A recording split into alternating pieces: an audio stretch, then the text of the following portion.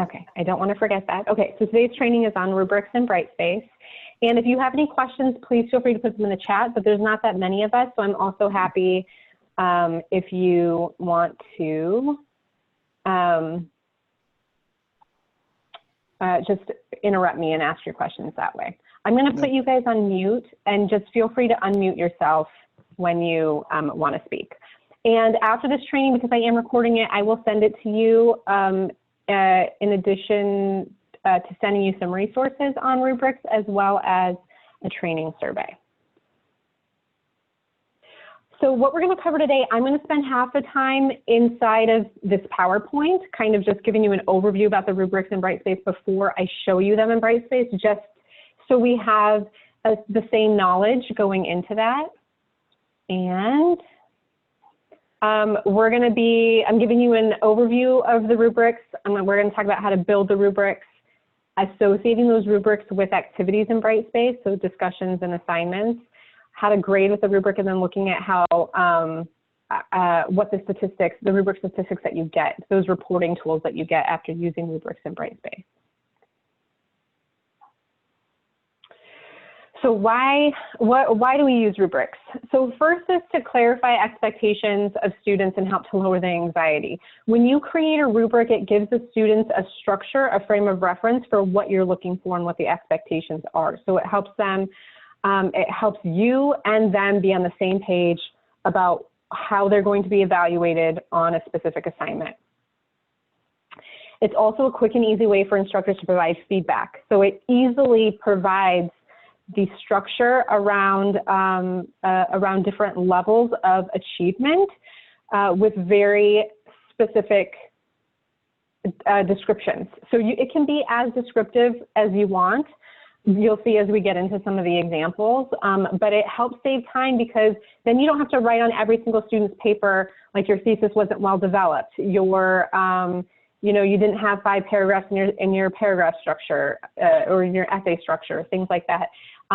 By just selecting which area they fell under, they're getting that feedback specifically around what criterion they hit. It also provides a consistency in evaluation. So for yourself, if you're grading with the same rubric for every student and for every assignment even, because you can use the same rubric on multiple assignments, it helps you keep consistent and objective about the student's work so that you're not, you know, one day you're not more subjective than you are another day. It also helps you standardize assessment across departments or programs. So a good example of this is the child development program across the district have, you know, come together. They're accredited separately, and they've come together to create the same rubrics that they're all using across the district so that they can see, you know, a student who's in one class at one college is being evaluated against the same kind of standards and criteria that another student in another college is. So as students move between our colleges, the assessments are going to be the same, and therefore the students always know what the expectations are and what they're being assessed against.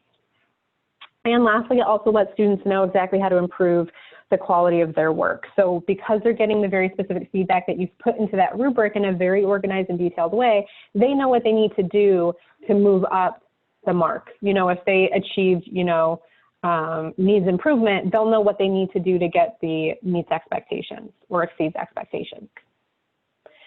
In Brightspace, there's 2 types of rubrics that we're going to talk about, and we're going to spend more time with the analytic one. But there's 2 types of rubrics. One is holistic and one is analytic. The holistic rubric is on a single criterion. And what that means is basically on this presentation, overall, where did those students fall? So if I think my students are giving a presentation and they could fall in exceeds expectations, meets expectations, or needs improvement, and that's it, just on the overall holistic presentation as a whole. I'm not going to evaluate specific criteria like their eye contact and like their content in the presentation. So holistic is overall assessing a single criteria. There can be multiple levels. So the levels are, you know, meets expectations, exceeds expectations, does not meet, those kinds of things. And used to assess overall achievement. And the feedback for students is a little bit less clear because in your detail description of each of those levels, you might not be, they may not know exactly what it was where they missed the mark because it's very general and holistic. Analytic, on the other hand, is more two-dimensional. It's based on multiple criterion or criteria. Which one's plural? Criteria. You can have several levels and several criteria. So that might be, that's in all of our minds. I'm assuming, and maybe I should pause for a second, does everyone have in their mind what a rubric looks like to them? Has anyone seen a rubric? Do you use rubrics in your class? It's usually like a chart. Just want to make sure. Never used it. Okay. Hope, what about you? Yeah, I've had in my syllabus, most cases, yeah. Okay. Okay. I just want to make sure we have the frame of reference. I'll show some examples on the next pages. But an analytic rubric is the most common rubric you've probably seen in your history, which is, it's kind of a chart, a table that has levels on top and criteria on the side. And the criterion might be something like, if it's an essay, and I'll show you some examples, is, you know, organization, content, grammar and spelling. And each of those students can fall into the levels for each of those criterion because each level is being, or each criterion is being measured independently. So it's a lot easier to know, for students to know how to improve upon, and it's a lot easier for you to assess because you're looking at very specific things against your very specific descriptions of what your expectations are. So here are two examples. A holistic rubric versus an analytic rubric. And on the left, we have the holistic rubric, which is basically, let's pretend this is like a discussion rubric, right? It's just on the discussion topic in general, like how they respond to the discussion. So you can see here the criteria. It doesn't say this, but that's basically the discussion itself that the student has submitted. And then there's 3 levels, which is excellent, satisfactory, unsatisfactory. So the student knows overall, I fall into excellent if my postings are relevant to the topic and my replies are relevant and I demonstrate good understanding of the topic. Or I don't meet those expectations, I'm unsatisfactory if the postings are absent or not relevant, the replies are absent or not relevant, or there's limited reference made to relevant readings or materials. Now, when I score something like this, it's so broad, it's holistic, and that's very useful, and especially if you're getting started with rubrics. But it's also so broad that a student won't know which of those areas they missed, because you'd have to provide some additional feedback to let them know what specifically they did that you felt that they didn't meet the mark. As opposed to the analytic rubric example on the right-hand side, where it's kind of flipped on its side. Now, instead of having the levels on the left, we have the levels on the top. So it goes excellent, good, adequate, or inadequate. And the criteria are the new thread quality, replies quality, and use of related readings. So all of those things were the 3 bullet points in here, but it's broken down in an analytics so that the teacher can really spend time on each of those areas that they wanted to see and how students are doing in each of those areas. So for the new thread quality, the teacher can then describe what is considered an excellent post, essentially, what is considered a good post and what you might be missing, and what's considered an adequate or inadequate post, what's considered excellent reply, good reply, adequate reply, or inadequate reply. So if you can read these examples, like an excellent reply is replies that are relevant to the topic and provide factual support for position and arguments, versus good is just replies that are relevant to the topic, but it's either missing maybe factual support and position and arguments. So in the second rubric, students can be all over the place. They might be excellent in the new thread and good in the replies, but then completely inadequate on the use of readings. But that doesn't affect that. I can't represent here in a holistic because I'd have to determine which one of those weighs heavier and where I want that student to fall. Whereas here, I can evaluate each of those independently. So there's use for both, and there's advantages to both. And I would say the most common rubric I've seen is the analytic one. And I would say the holistic one is more just in those words, holistic. You know, it's an overall, if if it's very much like they did it or they didn't do it, they got it or they didn't get it, that would be more of the holistic. Any questions about these two before I move on? No, it's clear. It's clear. Thank you. Okay. Okay, so when you're creating rubrics, and we're going to get into this as I show you an example of how to build, there's 3 different statuses of a rubric. So when you first go in to build a rubric, it's going to be by default in draft mode because it assumes you're editing and working on it and might be making changes. You have to manually change that status to published when you're ready to be able to associate that with an activity, and it'll make more sense once we get into Brightspace. The third setting or status that is an option here is something called archived, and archived is used if you have published a rubric, meaning that it's available to be associated with activities for grading, and you've graded that rubric for students on a specific topic or on a specific assignment or whatever it might be. But then you realize that you want to tweak it a little bit for a new assignment, or you want to tweak it a little bit for the next semester or something like that. You will need to make a copy of the rubric. You won't be able to edit a rubric that you've already used for assessment because it needs to maintain that integrity. So what Brightspace does is it allows you to copy a rubric in order to make edits to it, and it allows you to what's called archive a rubric, which essentially makes that inaccessible. It's like basically saying like, okay, this rubric was the one that was used for, up until fall 2019, and then in spring 2020, I made changes to this rubric, and I'm not going to delete that old rubric because students' work has been assessed with that, and that's, meaningful data in that period of time, but I'm going to edit this rubric for for either new criterion or new descriptions or new details, whatever it might be. So I'm going to make a copy of the rubric and publish the new one and use that with future assignments. So it's a way to maintain the integrity.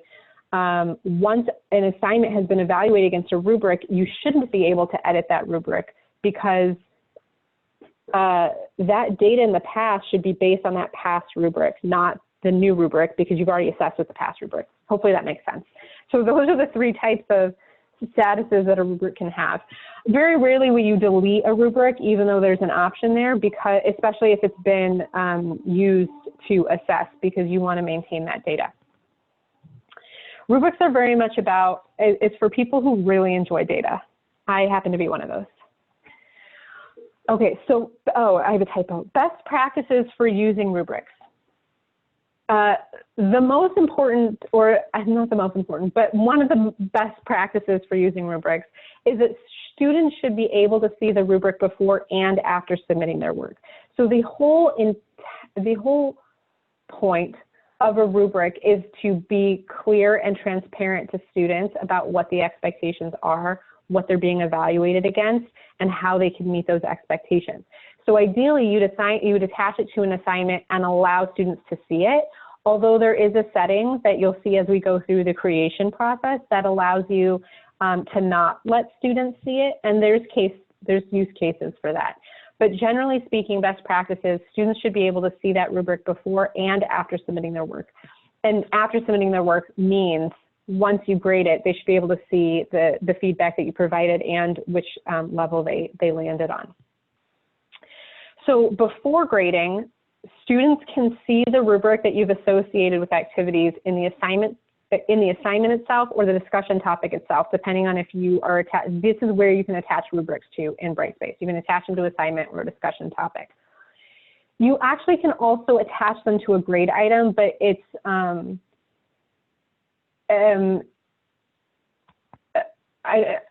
not that it's not recommended to do that, but if students are submitting an assignment or discussion and that's the thing being evaluated, attach it to the activity itself, not the grade item. You would only attach a rubric to the grade item if that's not associated with something else. So for example, a presentation, an oral presentation, maybe I'm giving over Zoom, your students have to give a presentation over Zoom and you're going to evaluate that and you want to put a score into the grade book, then you can attach the rubric to the grade item. And this will make more sense once we get into the tool itself.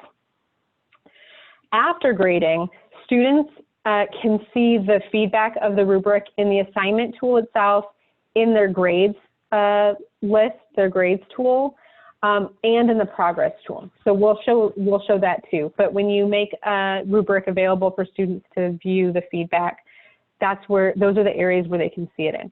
They can't see it in the discussion topic anymore, even if a discussion topic was associated with that rubric, they would see it in grades. They'd be able to view that rubric feedback.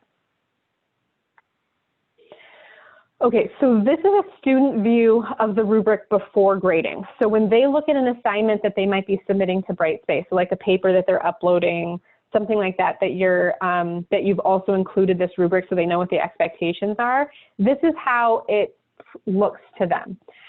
This is an analytic rubric. So it shows them the levels on top, it shows them the points in those levels, and it shows them the criterion.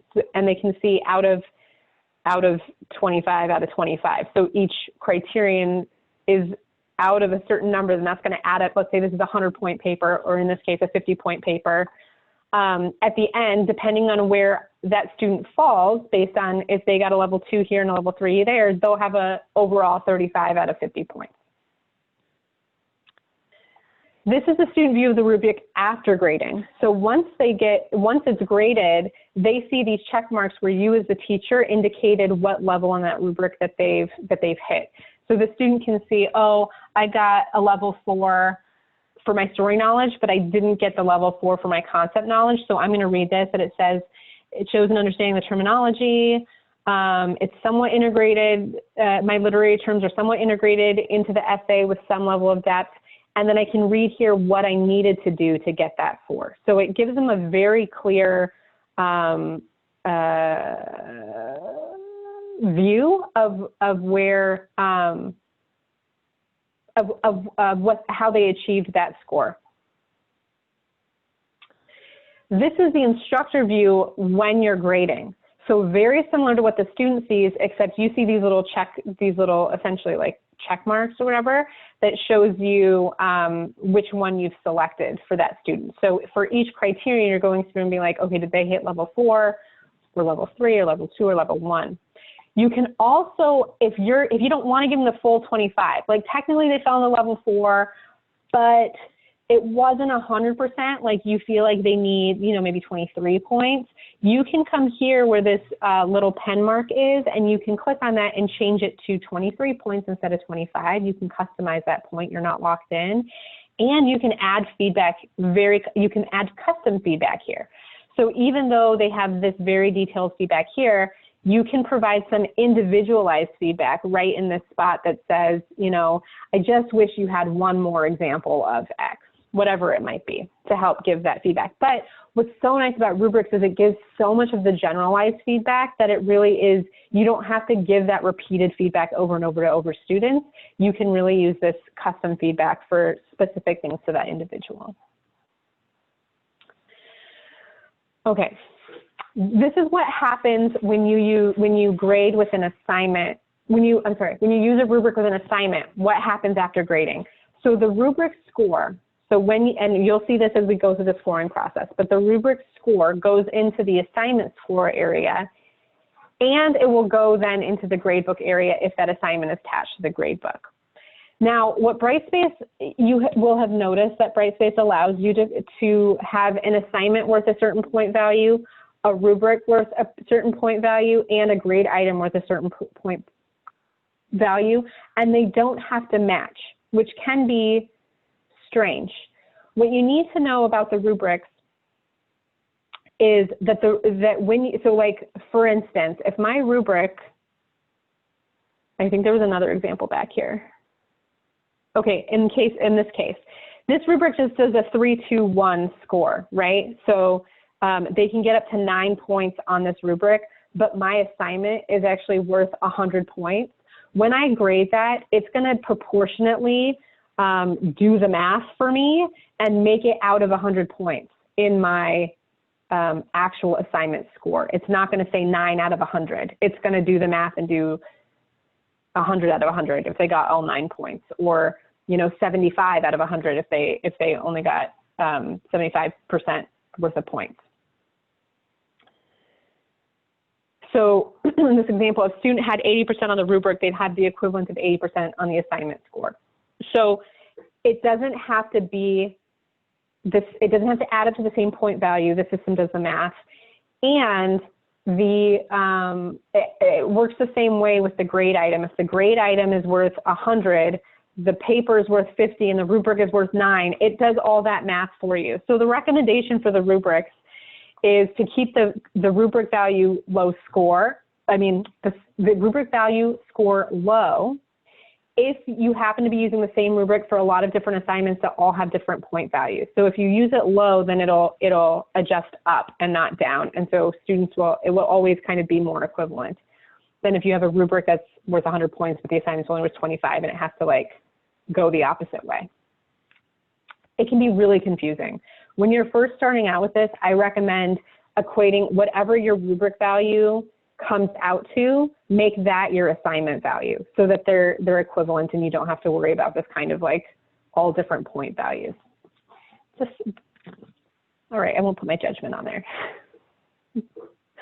When it comes to discussions, the discussion topics can be evaluated using rubrics, and you can evaluate on the group conversations, on reflections, on peer editing, on critiques, and it looks like this. So when I go to submit or start a thread as a student, I can see my rubric right here. So I could click right on that rubric first as the student to see what I'm going to be evaluated on, and then the student can see those scores in the grade book.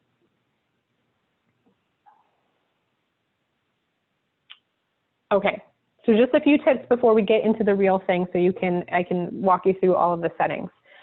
The first is we talked about this, the different statuses of the rubric, that you want to select publish when you're ready to start associating that rubric. We say this ahead of time too, because when you get to the point where you're ready to go associate that rubric and you go look for that rubric in the assignment tool as you're building the assignment and you don't see that rubric, it's because it's probably still in draft mode because that's the default.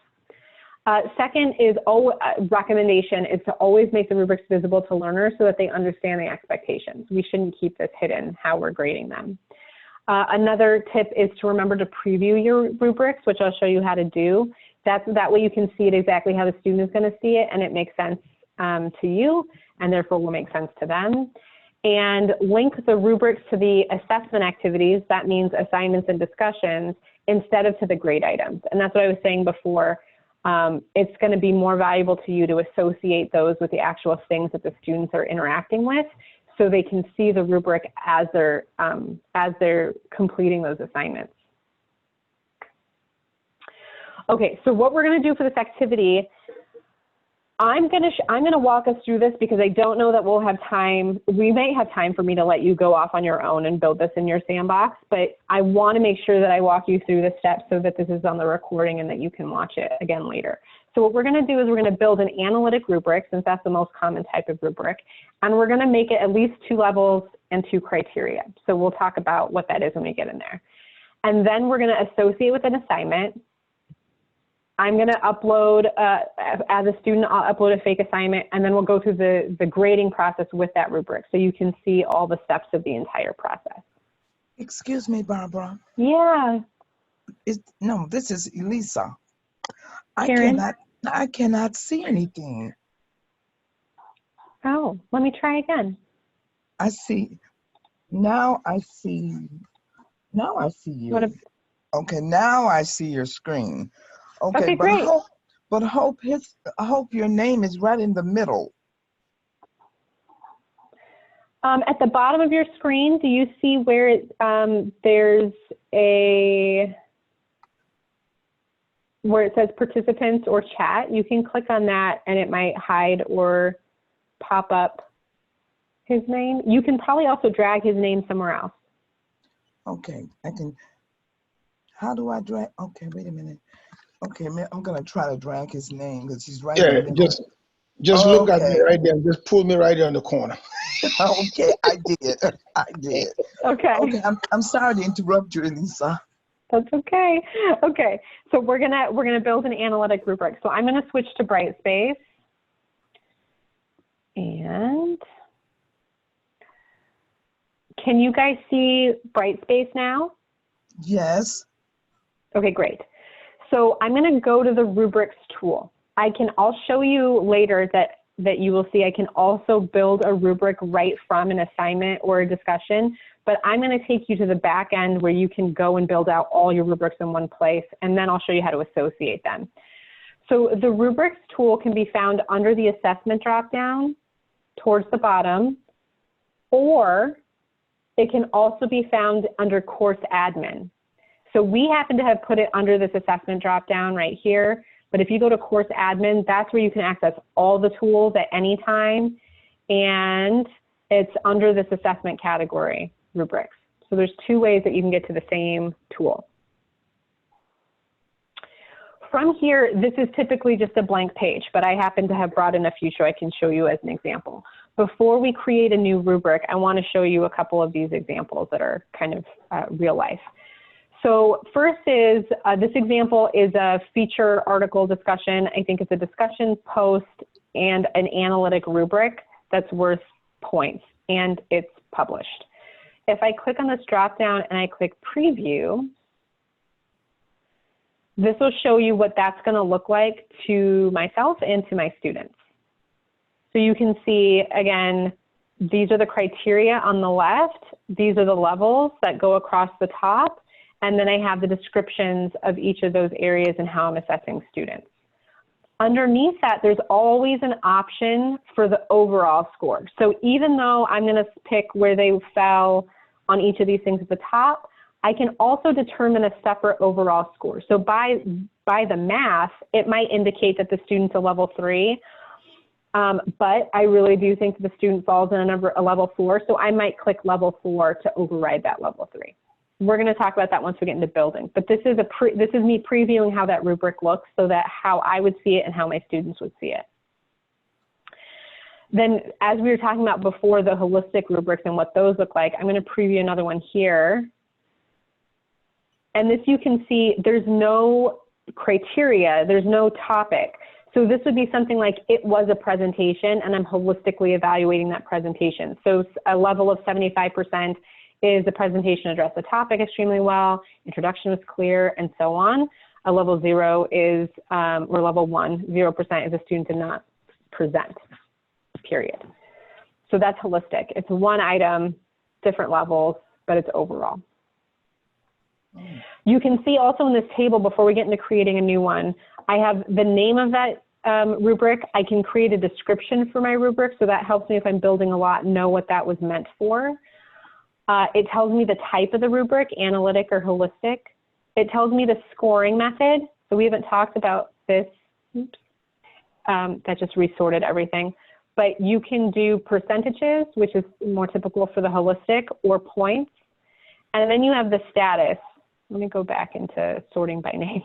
Then you have the status: published, draft, published, and we talked about archived is also an option. If a rubric is archived, though, it won't show up here for you anymore. It'll hide it from you so you don't accidentally use it, because when you're archiving, it's something that you're saying, I'm not using this anymore. So I'm going to go and create a new rubric. I'm going to click new rubric, and it's going to take me to this new screen. And we've got the new creation process on right now, so I'm going to keep this as turn it on, so that just flies up to the top. There's an old rubric experience and a new rubric experience, and that's, you can play with both. I highly recommend the new rubric experience because it's a lot easier than the old rubric experience. That one's a lot more clunky. You can't do everything on one screen in the old experience. So in the new experience, what we have at the top is we can provide a name and we can change the status. So you can see here, now the status is by default is published. If I was still in the midst of working on it, I'd want to choose draft, but I'm going to keep it as published because I know I'm going to finish this today. So my name might be assignment 1 and discussion or assignment 1 rubric. This might be a paper rubric, this might be a discussion rubric, this might be whatever it might be. I'm just going to give it a name, assignment 1. Beneath here is where I choose what type of rubric that is.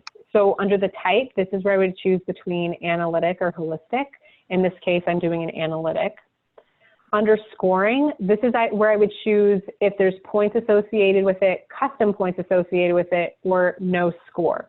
No score means I'm going to be putting in, you know, I'm going to manually put in the 80 out of 100 or the 45 out of 50 score, kind of subjectively, but I want them to see where they fell on this rubric. I just don't want this rubric to be worth points because I don't want to cause the confusion of the rubric being worth 1 point and the assignment being worth other points. So that's when you would use no score. Typically people are using points, so I'm going to leave it as points. And then the reverse level order is if you wanted it to go level 1, 2, 3, 4 versus 4, 3, 2, 1. So in this case with level 4 first, that's like the best. That's what people are aspiring to be. And it depends on if you like that to be in the reverse order. I like it to be this way. I'm going to keep it this way. So our levels, I can edit these levels however I want. So if instead of it saying level 4, I might want this to say it exceeds expectations and meets expectations and needs improvement and does not meet, whatever. I can also delete these if I don't want that many, and I can add if I have more levels that I need to add. I can then also change the point value. So let's say this is going to be, you know, 10, 7, 5, 3, something like that. I do like the 1, 2, 3, 4 just because it keeps it consistent. And students just know it's, you know, it doesn't mean anything. If I have 5 levels, it might be 5, 4, 3, 2, 1. This can be whatever it is. This can be whatever it is that you want. In the criterion, I just click and do my editing. So I click right in here, and this could be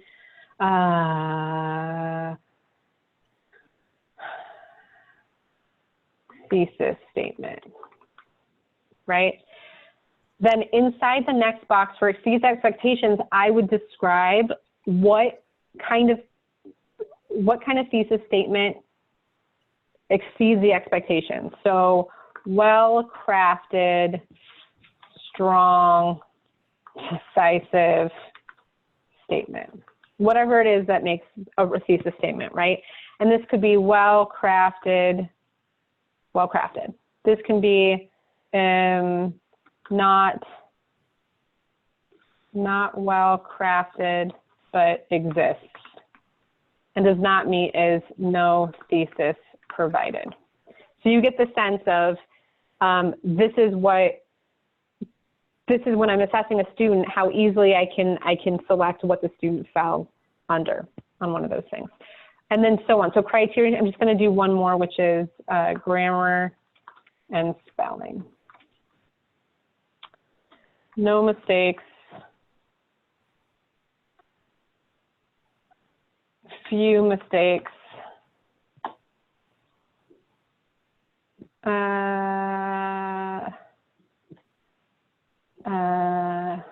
Many mistakes. Could not read, right? However, and this obviously would be way more detailed when you're doing the specific criteria that you have, but these are just examples. And then I don't need this last one, so I'm going to click this trash can to delete it.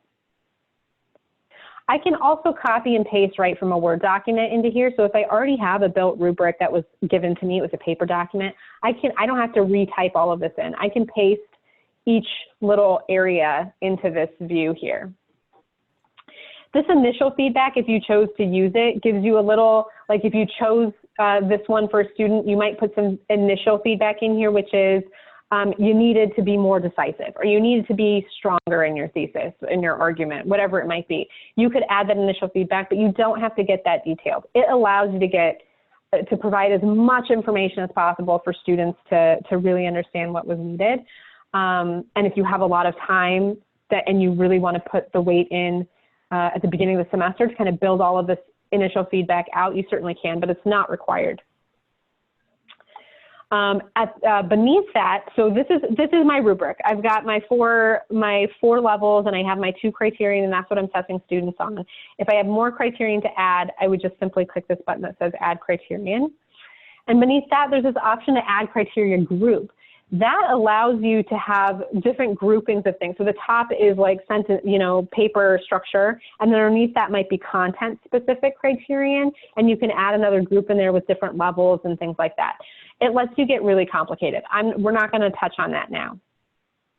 Here's where you see the overall score, and this is where things can get a little tricky and mathematical, and you have to kind of think through things. Level 4, so it keeps the original names of these things. So if I wanted it to match, I would change level 4 to exceeds expectations. They would basically copy and paste my same levels down below because it doesn't make sense to have them be different.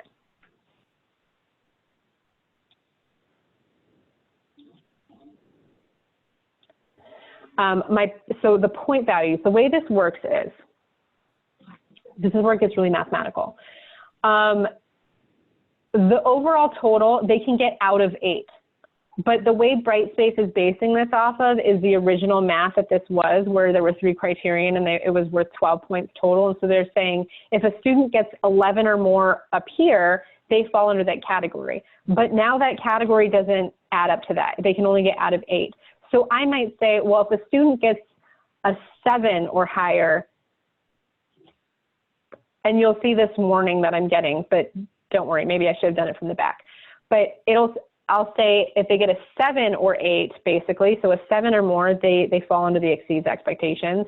If they get a 6 or more, or maybe a 5 or more, they meet expectations. I'd have to do, and so like this is where the calculator comes out. I'm like, okay, 7 out of 8, that's an 87%.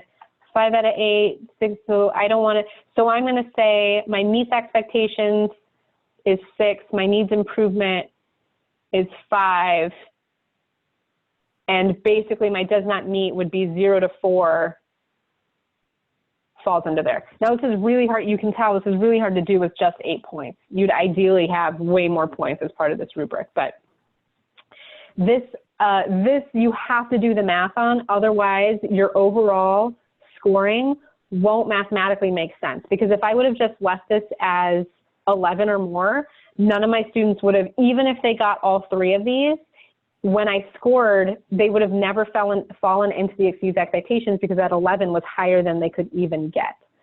It's a weird thing in Brightspace. So I just highlight it because you have to change this overall score. You can't get rid of this overall score. It's really, it is what it is, but I'm going to leave it at that. You'll want to do the math based on an A. I like to do the math based on an A paper, B paper, C paper, D paper, and that's how I would do what that numbers that go into here. Okay. Beneath that, we have some additional options that are hidden. So if I click on options, you can see these are where I have the additional settings. So the default is that the rubric is visible to students. I can also choose to make it hidden from students, or I can choose to make it hidden from students until the feedback is published. Both of these things, they have their use cases, but we always recommend to make it visible to students. You can also choose to hide the scores from students. So if you don't want them to see that they got it, that this was a 4 and a 4 because your paper is actually worth 100, I would recommend hiding the scores from students so they only see the overall assignment score and not the individual scoring on the rubric. That can cause confusion. One second. You can also, this is where you can add a description, and what's really nice is this is not shared with students. So that description is for you to remind you what you used. I like to say, you know, this was a summer 2020 rubric. So I know when I edited that or whatever it might be. And then what's also interesting about rubrics is there's not a save button because it's saving as you go. I'm going to skip this advanced stuff here. It's saving as you go. So if I scroll up, this says saved. And now it's saying saving because I made another change. But there's not a save button here. I have to wait until that says save, and then I can click close. So now I have right here is my assignment 1 rubric that I've just created, and luckily it's already published. So that was the creation process. We are getting close to running out of time because I know we started late. So let me, I'm going to go through the next steps a little bit quickly just so that we have it on the recording. Now to associate that rubric with an assignment. So I already happen to have an assignment created. I'm going to go to my assignment tool. And here's the assignment that I've created. And I'm going to edit that assignment.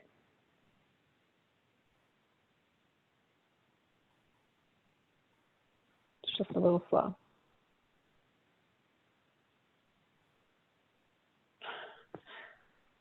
Really slow.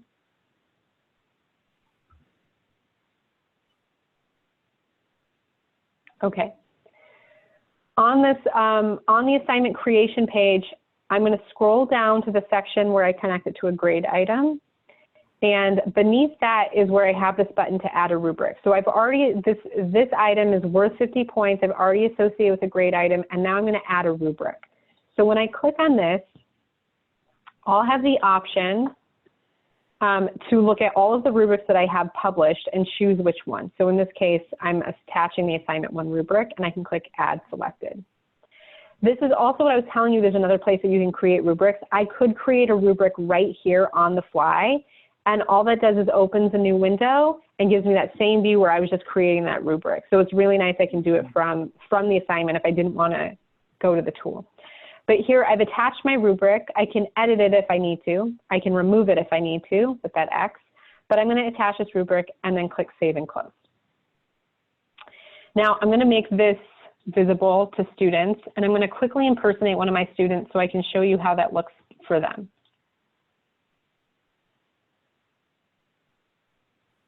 So I'm now logged in as one of my students, and I'm going to go to the assignment tool, and I'm going to go to submit that assignment.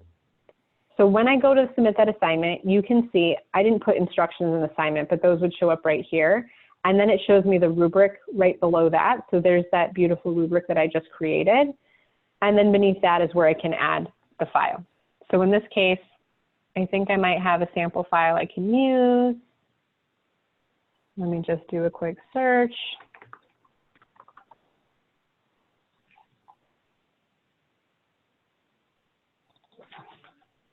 Okay. And then submit. So now the student has submitted. I'm going to go back to being an instructor, and now I'm going to grade that student's paper. And I can do this either from the assignment tool or the grades tool. In this case, I'm just going to stick back to the assignment tool. And I'm going to click on that assignment, and I can see one student has submitted. So I'm going to click on her assignment so I can see it. And this view that we're going to see right now, this view here is the same view that I would see if I was grading from the grade book. On the right-hand side, you can see where I put my score in, and here's my rubric. So I don't need to put a score in if I'm about to use the rubric. On the left, here's where I can see my student's submission. This is just a sample, sample document that I uploaded. But on the right here, I'm going to review their submission, and then I'm going to open the rubric.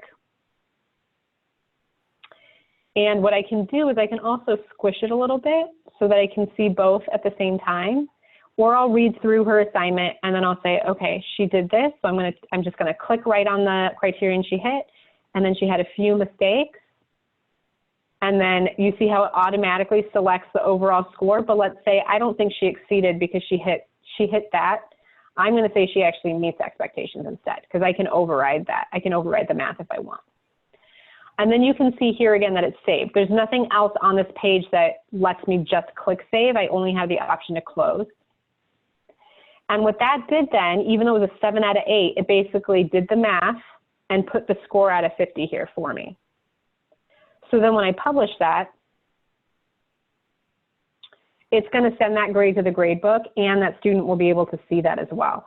So now let me go one more time into the student mode so you can see now how the student can view that feedback.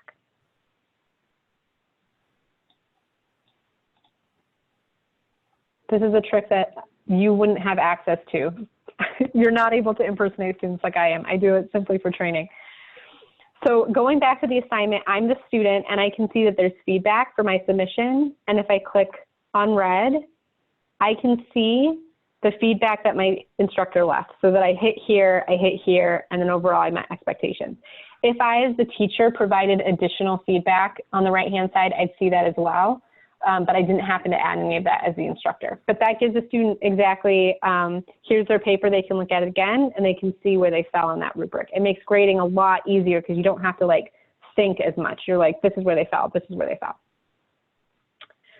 Lastly, the very last thing I want to show you is statistics.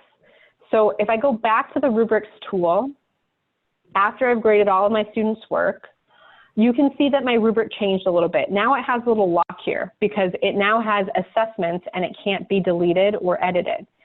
But I can look at the statistics. So if I click on that drop down, I'm going to choose View Statistics. And I'm going to choose Competency Activities because this was associated with a competency activity called an assignment. And here I can see how many assessments, so that's 1. If I had 15 students, it would say 15, what the average level was, average score, and then under here in this graph, I can click on that and get details. So on the first tab, it's just overall, like where the students fell. So this would be a nice bell curve probably. But on the criteria statistics, I can see for each criterion where my students fell. So again, harder to see something of value with 1 student, but you can tell if there's 15 students in here. Again, you're going to see you're going to see that bell curve. How many students are not meeting these expectations? How many students are exceeding? And how many students are falling kind of in the middle where we would expect? So that's rubrics. I got through all of the parts of it. So I'm going to pause. I'm going to stop the recording here, but then I'll wait for questions. Well, I have no questions. Yeah, okay.